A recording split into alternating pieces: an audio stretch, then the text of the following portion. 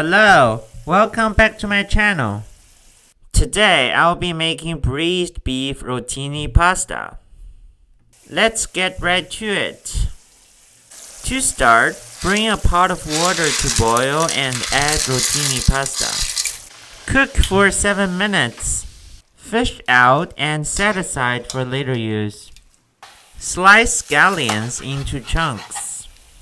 Add pork lard to a heated pan and cook until melt.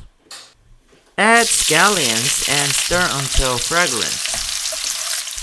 Then add the beef chunks and cook for 4 minutes. Add cooked rotini pasta and stir fully until pasta has changed color. No need to add more spice as beef already has curry flavor.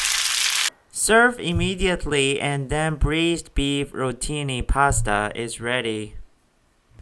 Please try the recipe and let me know what you think.